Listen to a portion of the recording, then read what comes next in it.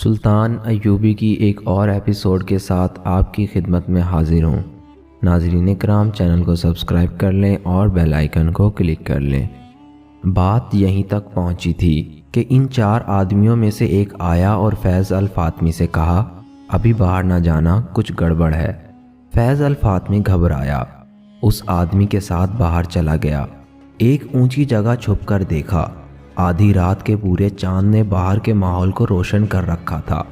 اس نے کہا، تم لوگوں نے بے احتیاطی کی ہے، یہ تو فوجی معلوم ہوتے ہیں، گھوڑے بینی ہیں، تم چاروں طرف سے دیکھو میں کدھر سے نکل سکتا ہوں۔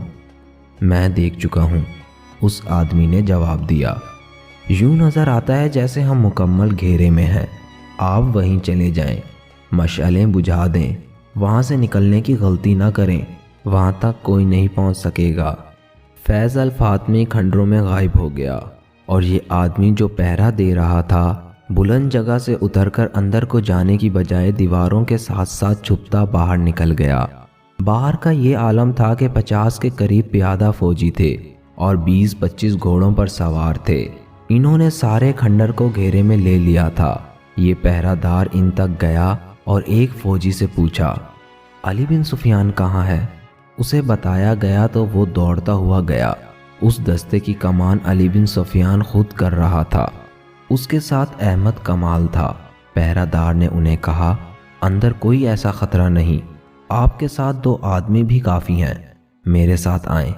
یہ پہرہ دار ان 4 آدمیوں میں سے تھا جنہوں نے لڑکی کو اغوا کیا تھا۔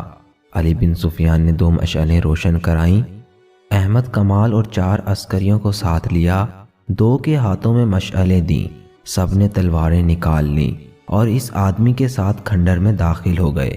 انہوں نے دیکھا کہ کوئی آدمی کسی طرف سے آیا اور دوڑتا ہوا اندر کی طرف چلا گیا ہے۔ علی بن سفیان کے رہنما نے کہا، یہ ان کا آدمی ہے، وہ اندر والوں کو خبردار کرنے چلا گیا ہے، آپ تیز چلیں۔ وہ سب دوڑ پڑے۔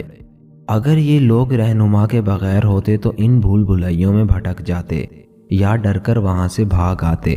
رہنما کے ساتھ وہ بڑی اچھی رفتار سے جا رہے تھے۔ کسی طرف سے ایک اور آدمی دوڑتا آیا، اس کی انہیں یہ آواز سنائی دی، میں ادھر جا رہا ہوں، تیز چلو۔ یہ رہنما کا ساتھی تھا۔ وہ اس چٹانی کمرے میں پہنچ گئے جس سے سیڑھیاں نیچے اترتی تھیں۔ نیچے سے انہیں آواز سنائی دی، ہمارے ساتھ دھوکا ہوا ہے، یہ دونوں ان کے آدمی ہیں۔ پھر تلواریں ٹکرانے کی آوازیں سنائی دیں اور یہ آواز بھی آئی، اسے بھی ختم کر دو، یہ گواہی نہ دے سکے۔ علی بن سفیان اور احمد کمال مشعل برداروں کے پیچھے دوڑتے پھلانگتے نیچے اترے۔ اس کمرے میں پہنچے تو وہاں خون بہہ رہا تھا۔ لڑکی پیٹھ پر دونوں ہاتھ رکھے بیٹھی ہوئی تھی۔ فیض الفاطمی کے ساتھ جو کماندار تھا وہ اور ایک اور آدمی فیض الفاطمی اور اس پہرہ دار سے لڑ رہے تھے۔ علی بن سفیان نے فیض الفاطمی کو للکارا۔ فیض الفاطمی نے جب اپنے خلاف بہت سی تلواریں دیکھیں تو اس نے تلوار پھینک دی۔ احمد کمال نے دوڑ کر لڑکی کو سنبھالا، اس کا پیٹ چاک ہو چکا تھا۔ احمد کمال نے فرش پر بچھے ہوئے بستر سے چادر اٹھا کر لڑکی کے پیٹ پر کس کر باندھ دی اور علی بن سفیان سے کہا، مجھے اجازت ہو تو اسے باہر لے جاؤں۔ علی بن سفیان نے اسے اجازت دے دی۔ فیض الفاطمی اور لڑکی کو اغوا کرنے والے 4 میں سے 2 آدمیوں کو گرفتار کر لیا گیا۔ باقی 2 آدمی اور ایک کماندار جو فیض الفاطمی کے ساتھ تھے وہ علی بن سفیان کے آدمی تھے۔ یہ ایک ڈرامہ تھا جو فیض الفاطمی کو موقع پر گرفتار کرنے کے لیے کھیلا گیا تھا۔ لڑکی نے پورا تعاون کیا لیکن زخمی ہو گئی۔ یہ ڈرامہ اس طرح تیار کیا گیا تھا کہ لڑکی سے وہ خفیہ الفاظ معلوم کیے گئے جو اس کے گروہ کو ایک دوسرے کو پہچاننے کے لیے استعمال کرنے تھے۔ لڑکی نے یہ بھی بتا دیا کہ اسے فیض الفاطمی کے پاس جانا تھا۔ علی بن سفیان نے اپنے 3 ذہین جاسوس استعمال کیے جن میں ایک کماندار کے عہدے کا تھا۔ انہیں خفیہ الفاظ بتائے اور کہا کہ وہ فیض الفاطمی تک رسائی حاصل کریں اور اسے بتائیں کہ 3 میں سے ایک لڑکی یہاں آ گئی ہے لیکن وہ فلاں مکان میں قید ہے جہاں سے اسے نکالا جا سکتا ہے۔ انہیں یہ بھی بتایا گیا کہ وہ فیض الفاطمی کو رجب کا جھوٹا پیغام دیں کہ اس لڑکی کو بچاؤ اور اپنی کاروائیاں تیز کر دو۔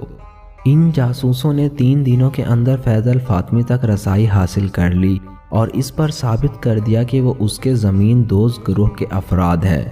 فیضل فاطمی کو یہ خطرہ بھی تھا کہ لڑکی چونکہ قید میں ہے اس لیے اذیت کے زیر اثر بتا دے گی کہ وہ بھی اس کے ساتھ ہے۔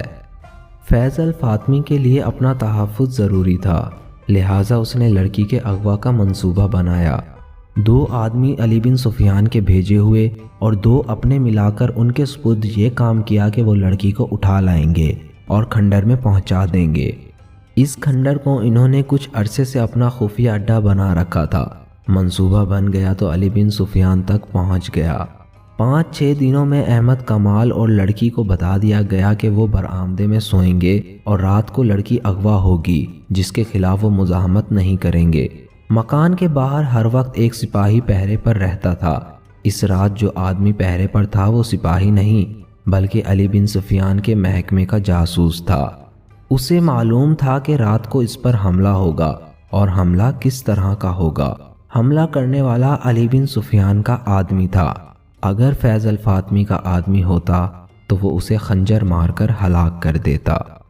اس رات فیضل فاطمی اور کمانڈر کھنڈر میں چلے گئے۔ مقررہ وقت پر پہرے دار پر حملہ ہوا، دیوار پھلانگی گئی۔ اس وقت احمد کمال جاگ رہا تھا۔ اس نے دیکھا کہ لڑکی کو اٹھا لیا گیا ہے لیکن وہ آنکھیں بند کر کے لیٹا رہا۔ اس نے تڑپنا اس وقت شروع کیا جب وہ رسیوں میں بندھ چکا تھا۔ لڑکی کو کھنڈر میں پہنچا دیا گیا۔ یہ ڈرامہ اس لیے کھیلا گیا تھا کہ فیضل فاطمی نے اغوا کا منصوبہ بنایا اور اس میں اپنے 2 آدمی شامل کر دیے تھے۔ ان پر یہ ظاہر کرنا تھا کہ یہ حقیقی اغوا ہے اور اس میں کوئی دھوکہ فریب نہیں۔ آخری دم تک شک نہ ہوا۔ اغوا کے بعد علی بن سفیان نے پہرہ دار اور احمد کمال کی رسیاں کھولیں۔ پیادہ سپاہی اور سوار تیار تھے۔ تھوڑے سے وقفے کے بعد وہ کھنڈر کی طرف روانہ ہو گئے اور کھنڈر کو گھیرے میں لے لیا۔ انہیں سب سے پہلے علی بن سفیان کے ہی ایک آدمی نے دیکھا جس نے فیضل فاطمی کو جا کر اطلاع دی۔ اسے باہر لا کر گھیرا دکھایا گیا اور یہ مشورہ دیا کہ وہ اسی کمرے میں چلا جائے۔ اسے ادھر بھیج کر یہ آدمی باہر نکل گیا اور علی بن سفیان اور احمد کمال کو اندر لے گیا۔ یہ اس آدمی کی دانش مندی تھی کہ اس نے فیضل فاطمی کو اسی کمرے میں چھپے رہنے پر قائل کر لیا تھا۔ اگر وہ کھنڈر کے بھول بھلائیوں جیسے کمروں، برآمدوں، گلیوں اور تہ خانوں میں نکل جاتا تو اسے پکڑنا آسان نہ ہوتا۔ کھنڈر بہت وسیع اور پیچیدہ تھا۔ باہر تو چاندنی تھی لیکن اندر تاریکی تھی، جس میں تعقب کیا جاتا تو اپنے آدمی کے مارے جانے کا بھی خدشہ تھا۔ لڑکی سے یہ غلطی ہوئی کہ اس کے منہ سے کچھ ایسے الفاظ نکل گئے جس سے یہ ظاہر ہو گیا کہ یہ بھی اس دھوکے میں شریک ہے۔ فیضل فاطمی کے 2 ساتھی اس کے پاس پہنچ گئے۔ دھوکہ بے نقاب ہو گیا اور لڑائی شروع ہو گئی۔ فیضل فاطمی نے لڑکی کے پیٹ میں نوک کی طرف سے تلوار ماری اور اس کا پیٹ چاک کر دیا۔ اس نے لڑکی کو غالباً اس لیے بھی قتل کرنا ضروری سمجھا تھا کہ وہ اس کے خلاف گواہی دینے کے لیے بھی زندہ نہ رہے۔ فیضل فاطمی اور اس کے ساتھیوں کو قید میں ڈال دیا گیا۔ علی بن سفیان نے تینوں کو الگ الگ قید میں رکھا اور تینوں کو رجب کا سر دکھا کر کہا، اپنے دوست کا انجام دیکھ لو۔ اگر تمہیں یہ توقع ہے کہ تمہیں فوراً سزا دے دی جائے گی تو یہ خیال دماغوں سے نکال دو۔ جب تک اپنے پورے گروہ کو سامنے نہیں لاؤ گے تمہیں چکر شکنجے میں باندھے رکھوں گا، جینے بھی نہیں دوں گا، مرنے بھی نہیں دوں گا۔ لڑکی کی حالت اچھی نہیں تھی۔ طبیبوں اور جراحوں نے اسے بچانے کی پوری کوشش کر ڈالی مگر کٹی ہوئی آنتڑیوں کا کوئی علاج نہ ہو سکا۔ وہ پھر بھی مطمئن تھی، جیسے اسے پیٹ کے معلق زخم کی پرواہ ہی نہیں تھی۔ اس کا ایک ہی مطالبہ تھا کہ احمد کمال کو میرے پاس بیٹھا رہنے دو۔ سلطان ایوبی بھی اس کی عیادت کے لیے آیا۔ احمد کمال امیر مصر اور اپنی فوج کے سالار اعلیٰ کو دیکھ کر تعظیم کے لیے اٹھا تو لڑکی نے اسے ہاتھ سے پکڑ کر اپنے پاس بٹھا لیا۔ احمد کمال سلطان ایوبی کی موجودگی میں بیٹھ نہیں سکتا تھا۔ آخر سلطان نے اسے لڑکی کے پاس بیٹھنے کی اجازت دے دی۔ سلطان ایوبی نے لڑکی کے سر پر ہاتھ پھیرا اور شفقت سے صحت یابی کی دعا دی۔ تیسری رات احمد کمال لڑکی کے سرہانے بیٹھا ہوا تھا۔ لڑکی نے انوکھے سے لہجے میں پوچھا، احمد تم نے میرے ساتھ شادی کر لی ہے نا؟ میں نے اپنا وعدہ پورا کیا۔ تم نے اپنا وعدہ پورا کر دیا ہے؟ خدا نے میرے گناہ بخش دیے ہیں۔ اس کی زبان لڑکھڑانے لگی۔ اس نے احمد کمال کا ہاتھ اپنے دونوں ہاتھوں میں مضبوطی سے پکڑ لیا، مگر گرفت فوراً ڈھیلی پڑ گئی۔ احمد کمال نے کلمہ شریف پڑھا اور لڑکی کو خدا کے سپرد کر دیا۔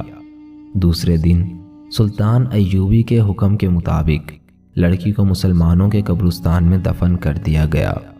فیض الفاطمی نے اور اس کے ساتھیوں نے صرف 2 دن اذیتیں سہیں اور اپنے گروہ کی نشاندہی کر دی۔ ان لوگوں کو بھی پکڑا گیا۔ مراکشی واقعہ نگار اسد الازدی نے سلطان ایوبی کے وقت کے ایک کاتب کے حوالے سے لکھا ہے کہ سلطان ایوبی نے جب فیض الفاطمی کی سزائے موت پر دستخط کیے تو سلطان زار و قطار رونے لگا تھا۔